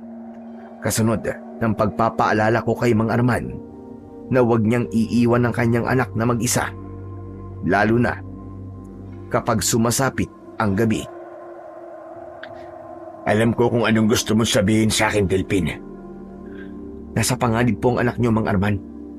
Bukas na bukas din po ay dalhin niyo na po ang bata sa ospital. Ito po ang pero. May naitatabi naman po ako dito kahit konting halaga lang. Para po may maipamasahe kayo papunta niyo sa ospital. Sa kanyo na lang po problemahin ang iba kapag naroon na po kayo. Maraming salamat dito, Delphin. Saka na po kayo magpasalamat sa akin kapag gumaling na po ang anak niyo. Malungkot na tinignan ni Mang Arman ang kanyang anak na nakahiga sa katre. Nilapitan niya ito para alalayang bumangon. Nang tumapat sa akin si Buboy ay nagsalita ito. Sinabi niya na mag-iingat daw ako sa mga aswang na gumagala sa gabi dahil meron daw siyang nakitang matandang babae na umaaligid sa bahay ko. Nakita niya rin daw yun na nakasunod kay Linda. Kaya bigla kong kinabahan dahil naalala ko ang tungkol sa matandang babaeng nakita ko. Nagpahabol pa ang bata na palagi na raw niyang nakikitang nakatingin sa kanya ang matanda. Para bang ito raw ang sundo ng kamatayan. Hindi ko alam kung bakit nasabi yun ni Buboy. Ngunit palatandaan yun na maaaring si Buboy na ang sunod na bibiktimahin ng aswang na anduduno. Teka, ang matandang babae ba na sinasabi mo ay magulo ang buhok at marumi ang damit? Nakangisi ba siya habang nanlilisik ang kanyang mga mata? Sunod-sunod ang pagtango ni Buboy. Sinabi niya na ang kulay ng damit ng matandang babae ay kulay itim. Ang itsura daw ng damit nito ay para bang damit ni kamatayan. Kahit saan daw siya magpunta, ay nakasunod ang matandang babae. Sinundan ko ng tingin ang labas ng bintana dahil tumingin doon si Buboy. Kaya naman, mabilis din akong sumilip roon. Nahagip nga ng mga mata ko ang pagtakbo ng matandang babae papunta sa kakauyan. Nag-aalala akong napasulyap kay Buboy. Saka ko sila nilapitang mag-ama. Anak, bakit ngayon mo lang sinabi ang tungkol sa matanda? Sinabi ni Buboy na kaya hindi raw niya masabi sa kanyang ama ang tungkol sa matandang babae dahil pakiramdam daw niya ay nasa paligid lamang ito. Baka sa muka ng bata ang takot. Kaya naman nag-aalala akong napatingin sa muka ni Mang Arman. Mang Arman, palagi niyo pong babantayan si Buboy. Hinala ko aswang ang matandang babae na yon. Nakikita ko rin po siya sa labas ng bahay namin. Kaya ako na ang bahala sa kanya. Sige na po, lumakad na po kayo ni Buboy nang makapagpahinga na po siya ng maayos. Maraming salamat sa iyo, Delpin. Walang anuman po yun. Yung mga ibiniling ko po sa inyo, Mang Arman, ha? Huwag niyo pong kalilimutan. Inihatid ko hanggang sa tarangkahan ng bakuran ang mag-ama. Bago ako pumasok sa loob ng bahay, inihanda ko ang buntot ng pagi dahil balak kong magbantay sa bahay ni Mang Arman at Buboy. Gagawin ko yun ng tahimik dahil ang hinala ko, kasama ko sa bahay ang kalaban ko. Masama sa loob ko ang isiping aswang na anduduno, si Ninong Ray. Ngunit kailangan kong mag-ingat dahil hindi ko alam kung kailan ito aatake. Ngunit sa puso ko, umaasa pa rin ako na sana ay nagkamali lang ako ng kutob sa kanya. Maya-maya pa ay narinig kong bumukas ang pinto sa likod ng bahay. Sumilip ako sa siwang ng bintana at nakita kong lumabas ng bahay si Ninong Roy. Naglakad siya papunta sa kakawyan. Kaya naman, dinampot ko ang buntot ng pagi. Binuhusan ko ito ng langis. Saka ako tumalon sa bintana para sundan ito. Pakiramdam ko ng mga sandaling yon ay hindi na ako humihinga. Natatakot akong malaman ang katotohanan sa pagkatao ni Ninong Roy. Diyos ko, gabayan niyo po ako. Huwag niyo po akong papabayaan. Malaki ang hakbang ng mga paa ko. Nang lihim kong sundan si Ninong Roy, panay ang linga niya sa paligid na para bang may hinahanap ito. Saglit siyang huminto sa paglalakad nang makarinig siya ng alulong ng mga aso. Kaya naman, nagtago din ako sa likod ng puno habang nakasilip sa kinaroroonan niya. Diyos ko, alam ko kung saan nanggagaling ang ingay na yun ng mga aso. Sa bahay ni Mang Arman. Hindi maaari. Baka may masamang nangyayari kay Buboy. Kinabahan ako dahil sa ingay ng mga aso. Kaya napatingin ako sa direksyon ng bahay ni Mang Arman. Hindi ako makagalaw sa kinatatayuan ko habang nakikiramdam ako sa kilos ni Ninong Roy. Muling naulit ang alulong ng mga aso. Kaya napalinga ito sa paligid. Direkta siyang napatingin sa pinagtataguan ko. Mabuti na lang at mabilis akong nakapagtago sa likod ng puno bago pa niya ako makita. Napasandal ako sa kahoy habang habol ang sarili kong hininga. Kumalat ang katahimikan sa paligid kaya naisip kong sumilip ulit, pero wala na si Ninong Roy sa lugar kung saan ko siya huling nakita. Naloko na! Nawala na si Ninong Roy! Saan kaya siya nagpunta? Anak naman ng putya, oo! Hindi kaya naramdaman niya sinusundan ko siya? Naku po, Tepok, hindi maaari yun! Kailangan mahanap ko siya! Hindi na ako nag-aksaya ng oras. Agad akong tumakbo papunta sa bahay ni Mang Arman. Hinala ko, dun din nagpunta si Ninong Roy. Nang makarating ako sa bahay ni Mang Arman, nagulat ako sa nadatnan ko. Nakita kong nakikipaglaban si Ninong Roy sa aswang na anduduno. Nagkamali ako ng hinala sa kanya dahil hindi pala siya isang aswang. Bigla kong nag-alala nang makita kong nasa ilalim ng halimaw si Ninong Roy. Kaya naman, lumapit ako sa kinaroroonan nila at pinaghahampas ko ng buntot ng pagi ang katawan ng aswang na anduduno. Napaigtad ito dahil sa labis na sakit.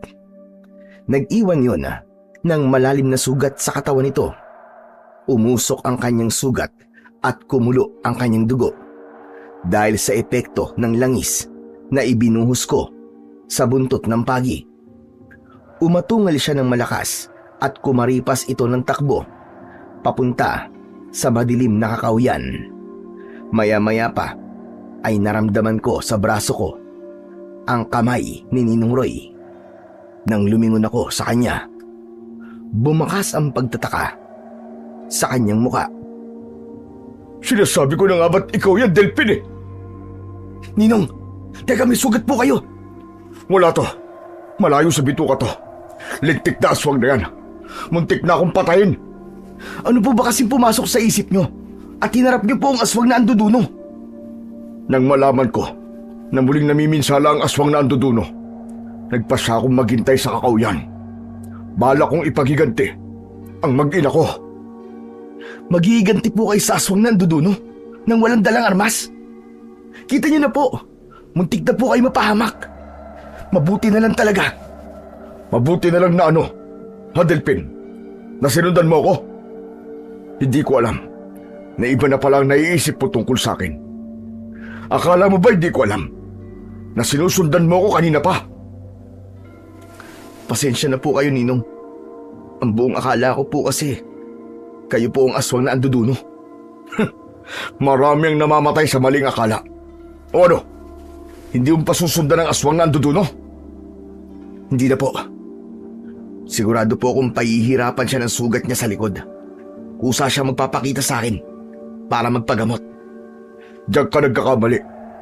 Maingat ang aswang na anduduno. Baka sa mga oras na to, nagsumbong na siya sa mga kalahi niya. Kung ganon, hindi po siya nag-iisa? Talaga bang marami po sila? Oo, Delphin. Maaaring mag-asawa o iisang pamilya ang naninirahan sa baryo natin. Kaya pagkatapos mo masugatan ang likod niya, Jack, babalikan ka niya para patayin. Hindi po ako natatakot sa kanya. Kahit isang batalyon pa ang angkan na hilahin niya para patayin ako. Puro ka talaga yabang. Kaya ka palaging napapahamak eh. Naputol ang pag-uusap namin ni Ninong Roy nang biglang sumigaw si Mang Arman. Hagulgol ng isang amang namatayan ng anak. Nagkatingin ang kaming dalawa at agad na tumakbo papunta sa kinaroroonan ni Mang Arman. Anak ko, Buboy! Bakit mo ko iniwan, Buboy? Gumising ka, anak! Hindi pwede to! Huwag mo kong iiwan! Nadatnan namin sa silid si Mang Arman. Yakap-yakap niya ang wala ng buhay na katawan ni Buboy. Maputla ang mukha nito. May butas ito sa leeg at nangingitim na. Para bang kanina pa itong patay. Hindi ko namalayan na tumutulo na pala ang luha ko sa mga mata ko. Dala ng matindi kong galit, sinuntok ko ang dingding ng pinto ni Mang Arman. Wala akong kwenta. Hindi ko nailigtas si Buboy. Ang hayop na aswang na yun. Magbabayad talaga siya. Delphin, huwag mong sisihin ang sarili mo sa nangyari. Hindi. Kasalanan ko to, Ninong eh. Kung naging maagap lang sana ako sa pagpunta rito, hindi masisip-sip ng aswang ang dugo ni Buboy. Imbis na sisihin mo sarili mo, hanapin mo ang aswang na anduduno at siyang pagbayari mo. Tinapik ni Ninong Roy ang balikat ko. Saka kami napasulyap sa gawi ni Mang Arman. Parang dinudurog ang puso ko habang pinagmamasdan ko silang mag-ama. Binuhat ni Mang Arman si Buboy, saka siya lumabas ng bahay. Sumunod kami sa kanya at wala kaming nagawa para pigilan siya. Lumuhod siya sa lupa habang nakatingala sa langit. Sumisigaw siya ng malakas habang umiiyak. Mga hayop kayo! Tayo magtutuos kung sino man ang gumawa nito sa anak ko. Patay na ang anak ko. Pero pinatay niyo pa dahil sa kasamaan niyo. Isinusumpa ko sa bangkay ng anak ko. Papatayin ko kayong mga halimaw kayo! Akma ko sanang lalapitan si Mang Arman. Nang pigilan ako ni Ninong Roy, umiling siya habang may luha ang kanyang mga mata. Wag! Pabayaan mo siya, Delphin. Alam ko kung gaano kasakit ang mawalan ng anak. Dahil naranasan ko na yan. Para ako mababaliw nun. Kaya magagawa lang natin para sa kanya ay samahan si Arman sa pagdadalamhati niya. Tama po kayo, Ninong. Nakakaawa naman po si Mang Arman. Nakuyom ko ang mga kamao ko dahil sa labis na galit. Ipinangako ko sa sarili ko na bibigyan ko ng hustisya ang nangyari kay Buboy. Nang gabing yon, hinayaan naming magluksa si Mang Arman. Pagkalipas ng 3 araw, inilibing na si Buboy. Nalaman din namin na hindi lang si Buboy ang biktima ng gabing yon. May 2 pang bata na mayroong sakit sa baga ang namatay. Lahat sila ay butas ang leeg at natuyo ang katawan. Dahil sa mga nangyari kay Mang Arman, hindi na siya makausap ng maayos. Hindi rin kumakain. Madalas ay umiiyak lang siya, lasing at nagwawala. Kaya mas lalo kong pinagbutihan ang paghahanap sa aswang na anduduno na namemerwisyo sa aming baryo. Isang gabi, bumisita kami ni Ninong Roy sa bahay ni Mang Arman dahil nabalitaan naming may sakit ito. Habang nag-uusap kami, dumating si Tatang Teban. May dala siyang mga halamang gamot. Naabutan niyang pinag-uusapan namin ang tungkol sa plano naming pagtugis sa aswang na anduduno. Nakikiramay ako sa nangyari sa anak mo, Arman. Pasensya ka na. Ito lang ang maitutulong ko sa iyo. Marami pong salamat sa mga halamang gamot na to, Tatang Teban. Pero, hindi ko na ito kailangan. Dahil gusto ko na rin mamatay. At sumunod na sa aking anak.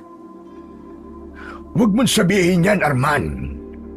Mas kailangan mo magpalakas para mabigyan mo ng hustisya ang nangyari sa anak mo. Tama si Tatang Teban, Arman. Kailangan mo magpakatatag. Minsan ko na rin pinagdaanan ng sakit na nararanasan mo ngayon. Kaya lumaban ka. Huwag kang susuko. Kung gusto ninyong mapatay ang aswang na anduduno, magbantay kayo sa bahay ng taong may sakit. Siyak na magmamanman siya roon. Maghihintay siya ng tamang pagkakataon para umatake sa kanyang biktima. Plano na po namin yan, Tatang Teban. Mabuti naman kung ganun.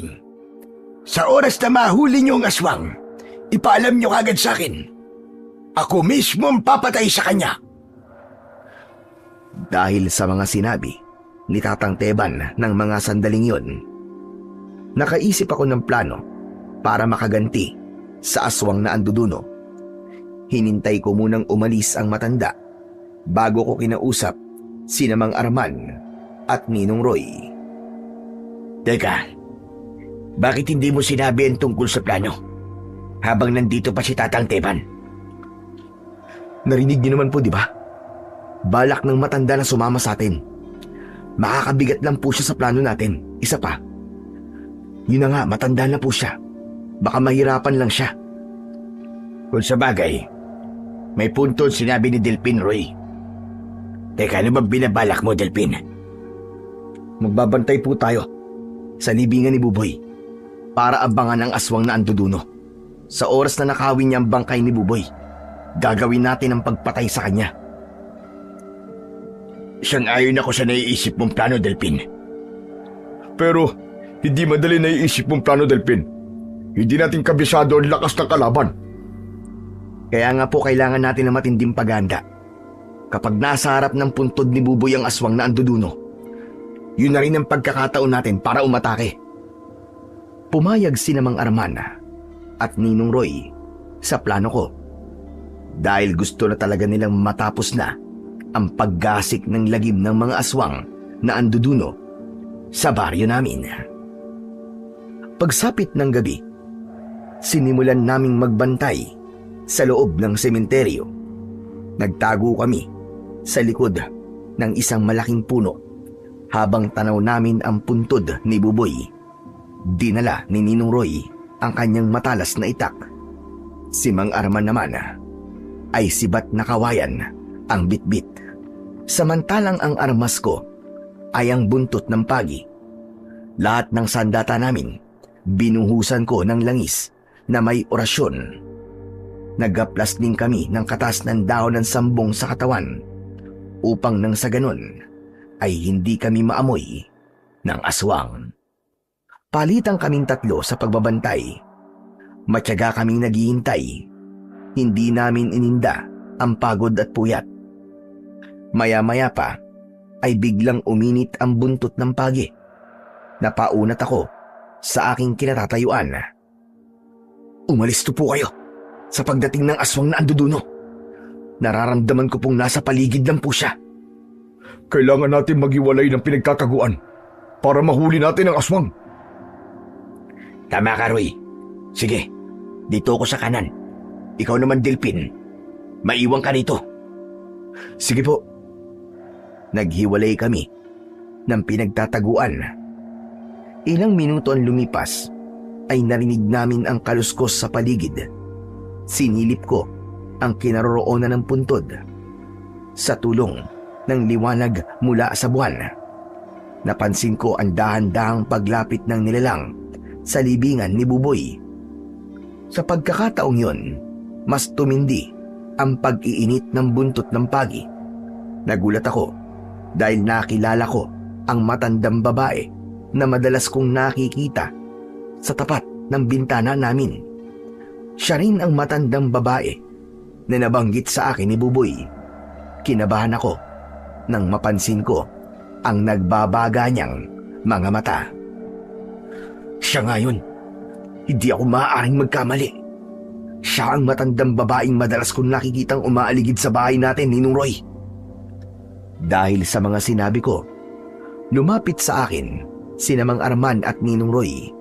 Tinignan nila ang kinaroroonan ng matandang babae. Si Ninong Roy ang hindi nakapagtimpi ng galit at napamura ito. Ang hayop na yun! Siyang pumatay sa mag-ina ko! Magbabayad siya! Teka, sandali lang, Roy. Parang may kasama siya. Hindi siya nag-iisa. Sa bandang bahagin yun, tignan nyo. Parang may mga matang nakatingin sa matandang babae.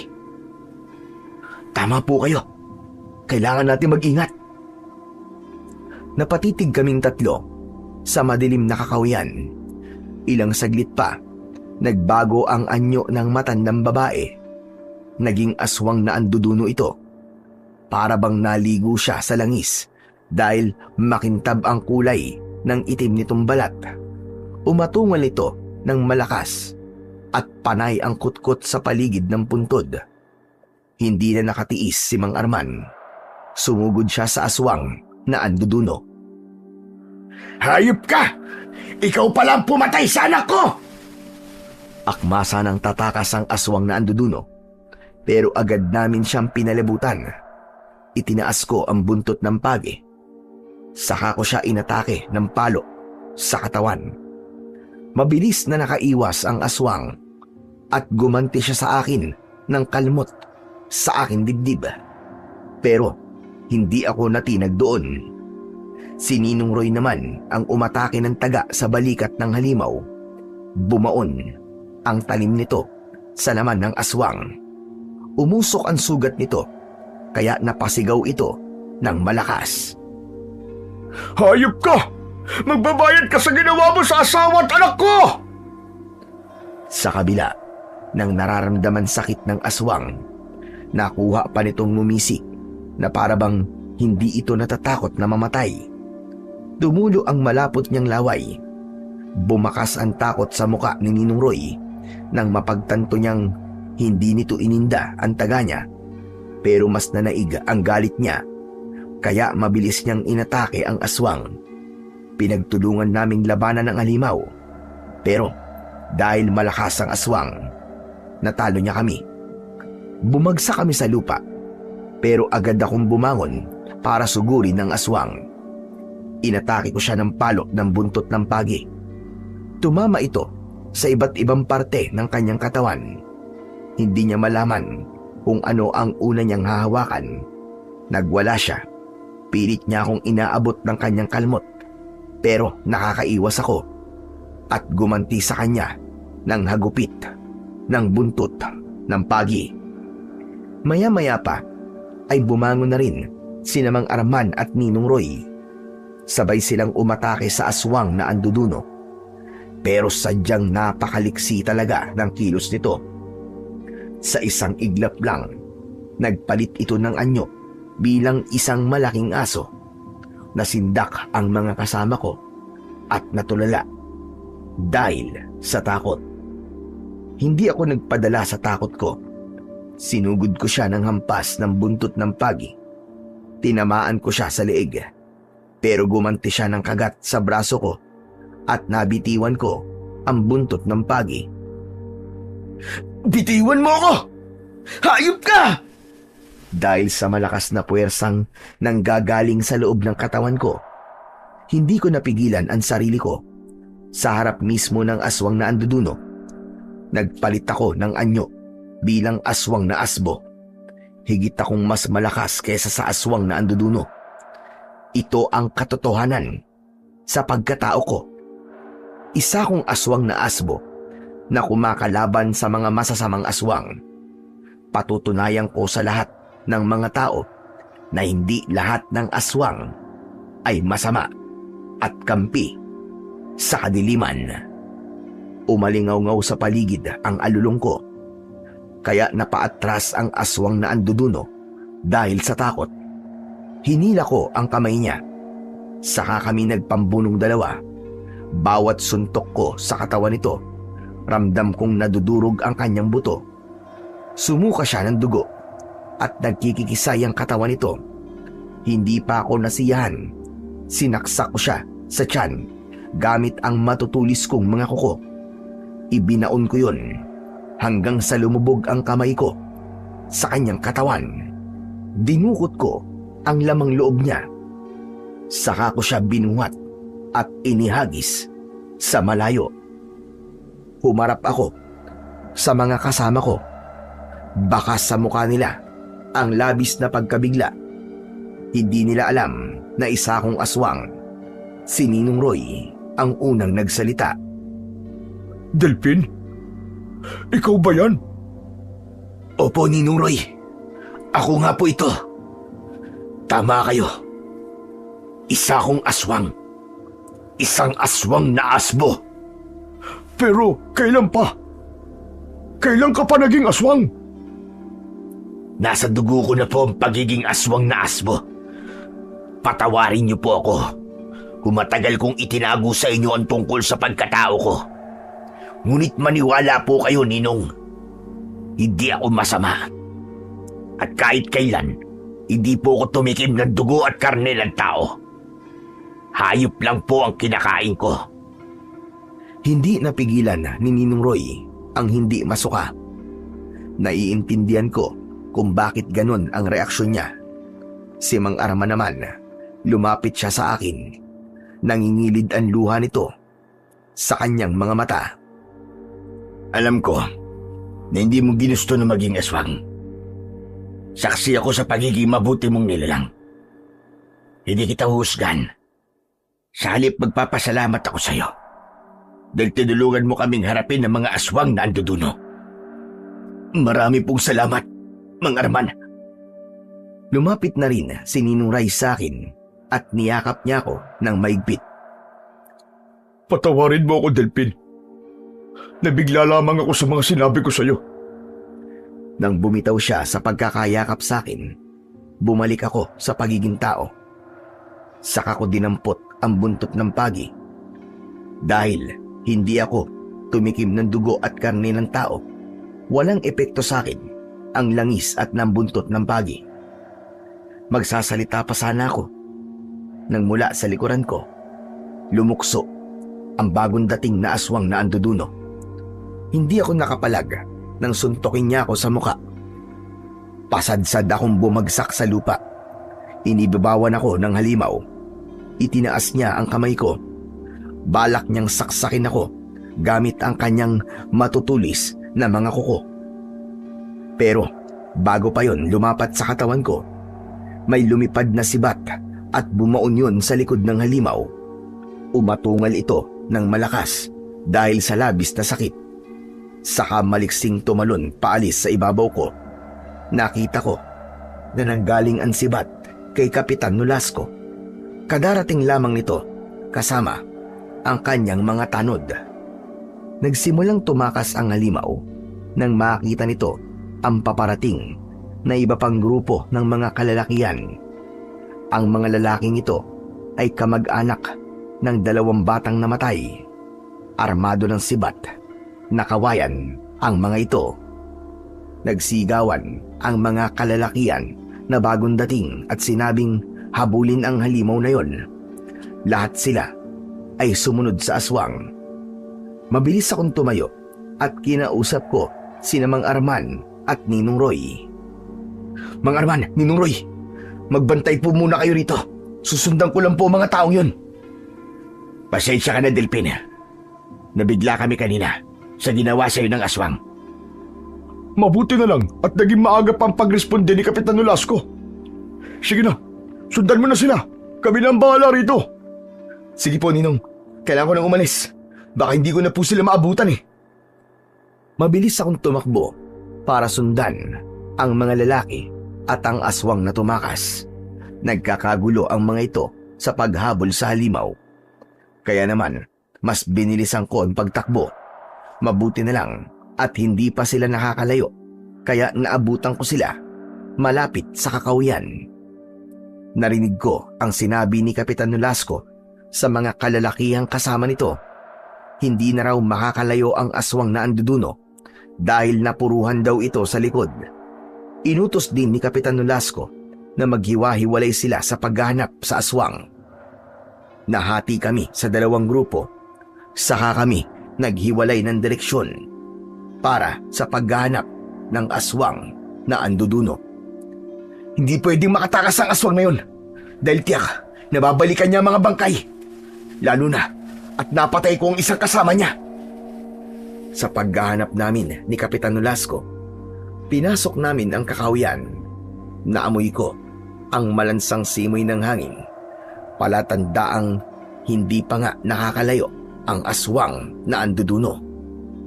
Sandali lang po, Kapitan Nolasco. Kung nasugatan ng aswang na yon, ay tiyak po natutulo ang dugo niya sa lupa. Meron pong mga bakas ng dugo sa bahagin to. Sinabi ko rin sa mga kasama ko na sundan namin ang patak ng dugo sa lupa. Kaya agad silang tumalima. Sa pagsunod namin sa mga patak ng dugo, nakarating kami sa tapat ng isang malaking puno. Dito na tumigil ang mga patak ng dugo.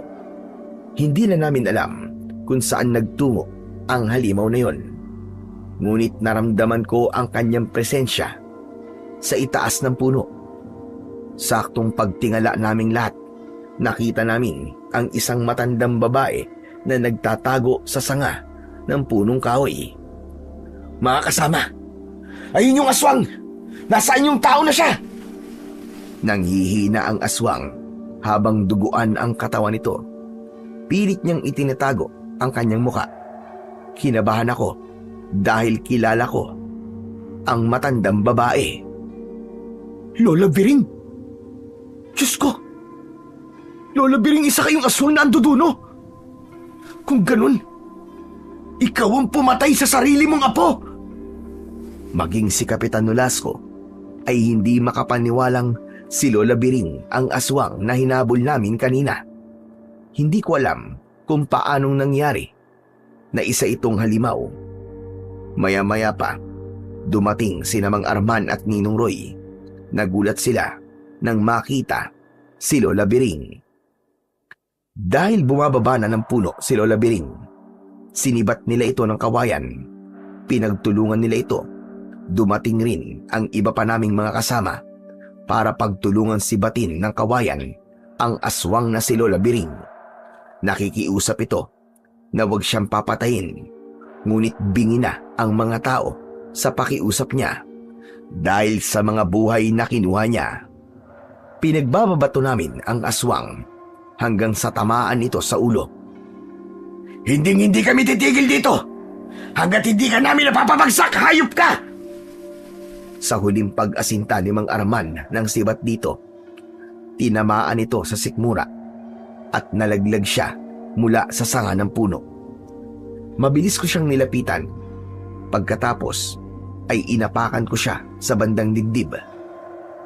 Iniabot sa akin ni Ninong Roy ang matalas niyang itak.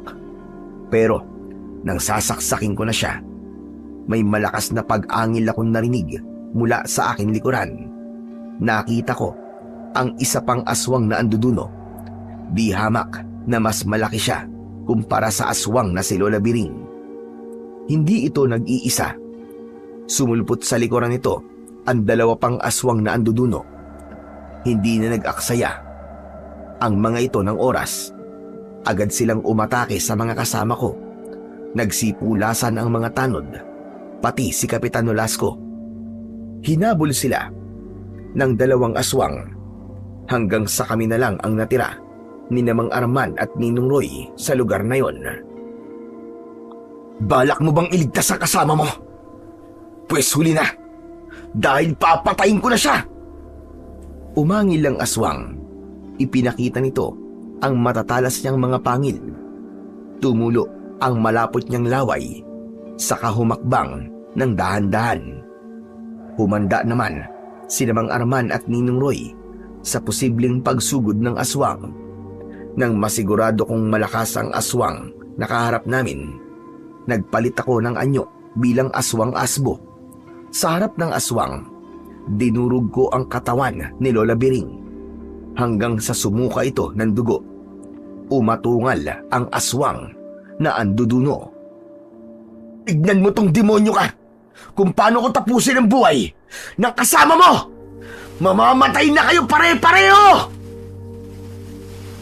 Tinaga ko ang leeg ng halimaw na si Lola Biring. Umusok ang sugat nito at bumulwak ang dugo mula sa nakabuka nitong sugat. Humiwalay ang ulo sa katawan ng halimaw, dahilan para lalong umatungal sa galit ang aswang na nakatayo sa harapan namin. Nagulat kaming tatlo nang magsalita ang pinuno ng mga aswang na anduduno. Hindi! Hayop ka! Magbabayad ka! Pinatay mo ang asawa ko! Nagulat ako sa sinabing yun ng aswang na anduduno. Sumugod ang aswang na tila nauulol na asong galit. Sinalubong ko siya ng taga na agad nitong naiwasan. Nagpambuno kaming dalawa habang pinanonood kami ni Mang Arman at Ninong Roy. Tinamaan ako sa dibdib ng suntok ng aswang.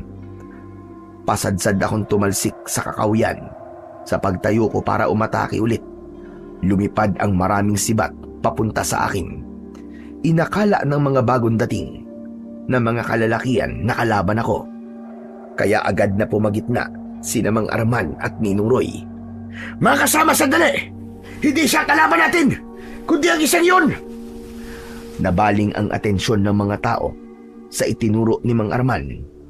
Napaatras ang aswang na anduduno nang mapagtanto niyang nasa panganib siya. Sinubukan itong tumakas, ngunit agad ko siyang nilundagan. Tinamaan ko siya ng kagat sa balikat. Saka ko siya kinalmot sa dibdib. Bumagsak ito sa lupa habang umaangil ng malakas. Gumanti siya sa akin ng suntok. Tinamaan niya ako sa muka, ngunit hindi ako natinag. Malakas kong itinarak ang kuko ko sa kanyang tiyan. Nahirapang manlaban ng halimaw, lalo na at napapaligiran na siya ng mga kasama ko. Inulit ko ang pagtarak ng kuko ko sa kanyang katawan. Saka ko siya sinaksak sa dibdib, direkta sa kanyang puso. Nagpumiglas ito dahil sa labis na sakit, kaya tinamaan niya ako sa leeg. Pasadsad akong bumagsak sa lupa. Akmang aatake ulit ang aswang na anduduno sa akin. Lumipad ang maraming sibat na kawayan. Tinumbok ng mga ito ang nakatayong aswang. Lahat ng mga sibat ay bumaon sa katawan nito hanggang sa bumagsak siya sa lupa habang naliligo sa sarili niyang dugo. Agad ko siyang nilapitan at pinugutan ko ito ng ulo. bumalik ang dati nitong anyo bilang isang tao. Nanlaki ang mga mata ko sa nakita ko. Si Tatang Teban ang nakahandusay sa lupa. Napaluhod ako sa tabi nito, kasunod ng pagbabalik ng anyo ko bilang tao. Lahat ng mga nakasaksi sa pagbabagong anyo namin ni Tatang Teban ay nagulat. Hindi sila makapaniwalang si Tatang Teban ang aswang na matagal nang namiminsala sa baryo namin. Nagpanggap pa itong mabuting tao upang hindi siya paghinalaan na isa siyang aswang. Muntik akong maniwala sa kabutihan nito, pero hindi ko maiwasang hindi malungkot dahil kahit pagkukunwari lang ang ipinakita niyang kabutihan sa akin, naging malaking tulong pa rin sa akin ang mga gamot niya. Lumapit sa akin sina Ninong Roy at Mang Arman. Inalalayan nila akong tumayo at hinarap ang mga tao. Nagulat po ako na si Tatang Teban ang aswang na anduduno. Pero mas nagulat po ako sa relasyon niya kay Lola Biring. Ang buong akala ko po, walang asawa si Tatang Teban. Lumapit si Kapitan Nolasco sa amin at ipinaliwanag niya ang kanyang natuklasan tungkol sa pagkatao ng mga aswang. Kanina raw, nang hinabol sila ng dalawang aswang, ay nakausap nila ang mga ito habang naghihingalo. Tinanong raw niya ang mga ito kung sino ang pinuno nila. Kaya nalaman nilang si Tatang Teban ang aswang. Nalaman naming ang aswang na anduduno na una ko nang napatay sa sementeryo ay ang pangalawang asawa ni Tatang Teban na unang napabalitang patay na. Yung pala ay itinatago lamang ito para malayang makapambiktima. Samantalang si Lola Biring naman ay unang asawa ni Tatang Teban. Pinili ng matanda na mamuhay ng mag-isa. Si Linda na apo nito ay hindi niya totoong apo, kaya ayos lang sa kanya na patayin ito dahil anak ito ng kanyang manugang sa una nitong asawa. Nalaman daw ng matanda na niloko ang kanyang anak. Kaya naman, nang magpakamatay ang anak nito, ay pinatay din ni Lola Biring ang sarili niyang manugang at isinunod niya si Linda. Lahat ng yun ay nanggaling sa kwento ni Kapitan Nolasco. Wala talagang pinipili ang mga aswang. Kapag nagugutom sila, papatay at papatay sila. Mabawasan lang ang gutom na nararamdaman nila. Ngunit hindi lahat. Dahil meron pang mabuting aswang na kagaya ni Delpin. Hindi niya ginaya ang mga kauri niya. Sa halip, nagpakita siya ng kabutihan sa mga tao at naging kampi pa rin siya sa liwanag. Sumang-ayon si Kapitan Nolasco sa sinabing yun ni Mang Arman. Lahat ay tumingin sa gawi ko. Nagpasalamat silang lahat sa ginawa ko. Hindi nila tinignan ng pagiging aswang ko. Tinanggap nila ako ng buong buo. Isang pangyayari sa panaginip ko lang inaasahan. Hindi ko akalain na pwede palang mangyari sa totoong buhay. At lahat naman ng mga taong nakasaksi sa pagiging aswang ko ay nangako na ililihim nila sa lahat ang tunay kong pagkatao. Kaya naging magaan ang loob ko ng gabing lisanin namin ang lugar na yon. Sa kabilang banda, hindi lubos ang aking kasiyahang nararamdaman dahil alam ko, napatay ko man ang mga aswang na anduduno. Walang magbabago. Hindi na maibabalik ang mga buhay na nawala. Nang mga oras na yon, isa lang ang natutunan ko. Hindi batayan ng anyo o pagiging aswang para gumawa ng kabutihan sa kapwa. Dahil kahit aswang, maaaring mamuhay ng mapayapa, lalo na kung gagawa ng kabutihan para sa ibang tao. Hindi ko man lubos na mabago ang tingin ng mga tao sa mga aswang. Ang mahalaga, mananatiling mabuti akong nilalang sa paningin nila. Ipinagpatuloy ko ang pagtulong sa mga tao. Naging mahusay akong albularyo at marami akong napagaling na mga taong may malubhang karamdaman. Kaya isang araw, habang nagpapahinga ako sa balkonahe, nilapitan ako ni Ninong Roy. Anong iniisip mo, Delphin? Mukhang malayo ang tinatanaw mo. Bigla ko lang po naalala si Tatang Teban. Nang mawala po siya, napunta sa akin ng mga naiwan niyang tanim na mga halamang gamot. Sana sa pamamagitan po ng kanyang mga gamot, marami pa akong mapagaling. Kalimutan mo na tungkol sa mga nangyari. Wala na ang mga aswang at hindi na sila mamiminsala pa. Teka, ano bang binabalak mo sa lusong ni Tatang Teban? Napasulyap ako sa gawin ng lusong ni Tatang Teban. Nakapatong yun sa upuang gawa sa kahoy. Saka ko yun nilapitan at hinawakan. Susunugin ko po ito para tuluyang mawala na ang bakas ng mga aswang na anduduno. Nalaman ko na sa tuwing nagbabayo ng palay si Tatang Teban, naririnig niya sa alingaw-ngaw nito ang iyak ng mga kaanak ng namatayan. Kaya nalalaman niya kung sino ang sunod niyang bibiktimahin. Magmula nang malaman niya yon, ginamit na naming panakot sa mga bata ang tunog ng lusong o dikdikan ng palay. Kaya sa tuwing sumasapit ang gabi, ginagamit ko yon para takutin ang mga bata. Ganon din sa mga pasyente kong matigas ang ulo at ayaw uminom ng gamot. Sinasabi ko sa kanila na kapag hindi sila uminom ng gamot, ay pupuntahan sila ng mga aswang na anduduno. Kaya naman, mapipilitan silang inumin ng gamot na ibinibigay ko sa kanila. Samantala ako naman ay nanatiling aswang na asbo. Nag-alaga ako ng mga hayop kagaya ng usa, baboy ramo at kambing para sa pagkain ko. Pero sa paglipas ng mahabang panahon, unti-unti ko na ring naiiwasan ang pagkain ng hilaw na karne. Sa ngayon po, ay masaya akong namumuhay kasama ng pamilya ko at ng mga apo ko. Kahapon lamang ay nakatanggap ako ng 100,000 piso dahil umabot na po ako sa edad na 100 taon. Ganun daw po talaga kapag may dugong aswang. Iba-iba naman po ang paniniwala kung bakit mahaba ang buhay ng isang tao. Kadalasan sinasabi nilang baka raw may anting-anting. Ngunit para sa akin, ang pagkakaroon ko ng mahabang buhay ay dahil sa dugong nananalaytay sa ugat ko. Ang apo ko po ang nagsulat ng kwento dahil malabo na po ang mga mata ko. Kaya sobra po akong nagpapasalamat sa inyo, Sir Blair, dahil ang kwento ko ang napili niyong ibahagi sa inyong masugid na mga taga-suporta. Hanggang dito na lang po ang aking kwento.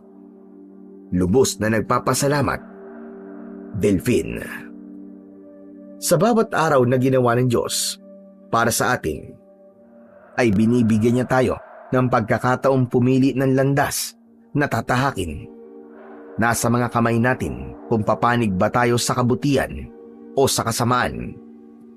Pinatunayan lamang na hindi lahat ng aswang ay masama. Kaya wag nating huhusgahan ang pagkatao nila batay sa panlabas nilang itsura. Dahil sa mata ng Diyos, lahat tayo ay pantay-pantay. Maraming salamat po sa walang sawa niyong pagsuporta at pakikinig sa aking mga YouTube channel na The Voice Addict at Apong Isaac. Hanggang sa muli, at pagpalain po nawa kayo ng Diyos na may kapal.